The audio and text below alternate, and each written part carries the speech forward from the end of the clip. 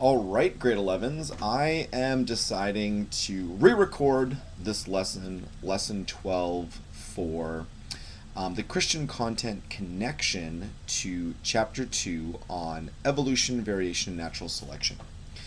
And I want to just provide some of the biblical worldview for the things in this chapter in particular that I think we can take away and learn from, and the ones that we can kind of lay by the wayside. And what I've done is I've renamed some of the lessons. You'll see that lesson 1, 2, and 3, along with number 4, all have processes at the end. And then lesson 5, 6, and 7 all have variation. Lesson 8, 9, 10, and 11 all have speciation. So I've kind of split this up into the 3 sections of the course.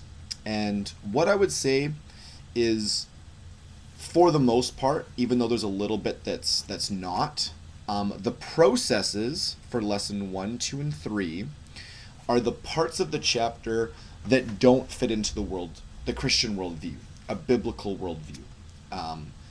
These contain the content around population, evolution, and changes over time, which, one species to another, that, that's how it goes. Whereas natural selection and mutations and microevolution and all the different speciation methods with the 5 fingers and all of these things, totally fine, scientific, totally fit into a biblical worldview. And if you guys are wondering, what is the biblical worldview, I want you to write some things down in your notes. Number 1, the Bible is the foundation for what happened in the beginning of Earth's story. So that is number 1. God spoke the world into existence, and you can go ahead and write that down. For step 2, God created all living things. So he created all the living things that are in the waters, in the oceans. He created all of the creatures on the land, and he created all of the plants on the land. And I think that ever since then, they've been changing and developing, and they're fitting into all the different cool climates around the earth. So you have, different tree and forests that are close to the equator. We have different animals that live there.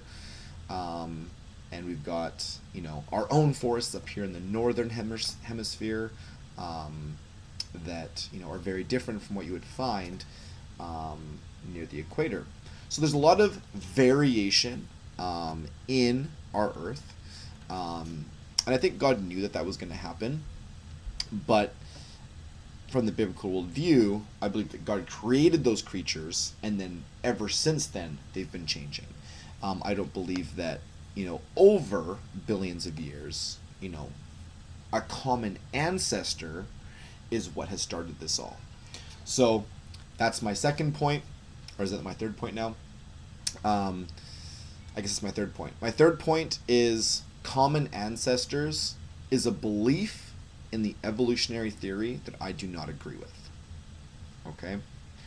So, I do not agree with the common ancestor at all.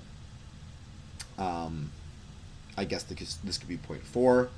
I believe that humans in particular were made in the image of God, and we have eternal value because of that, an infinite value because of that.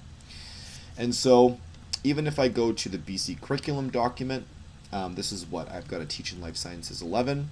Life is a result of interactions at the molecular and cellular levels. Woo! Yeah, that's so cool. We'll learn a lot more about that in chapters 3, 4, and 5. But then evolution occurs at the population level, and you can see that one of the big things evolutionary wise were the common ancestry.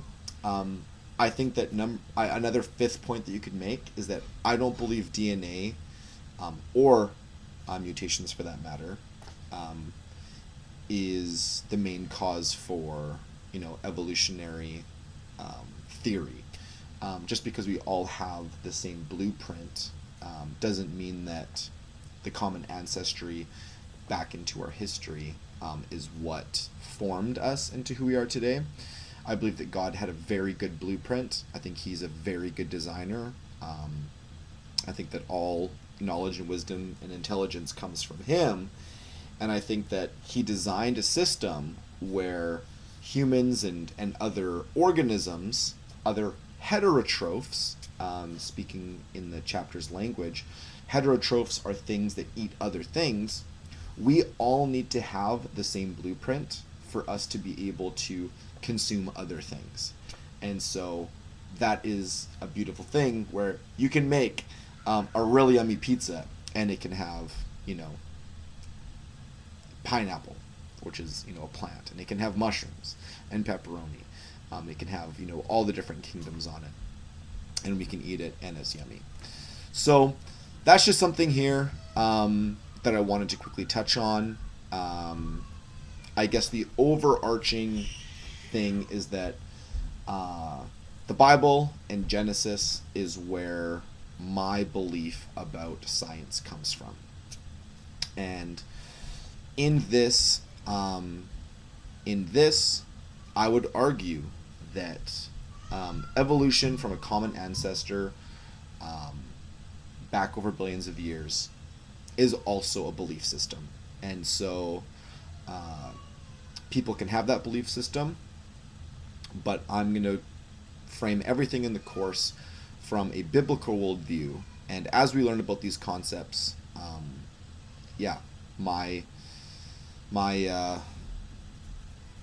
my foundation is still going to be Genesis, always and forever.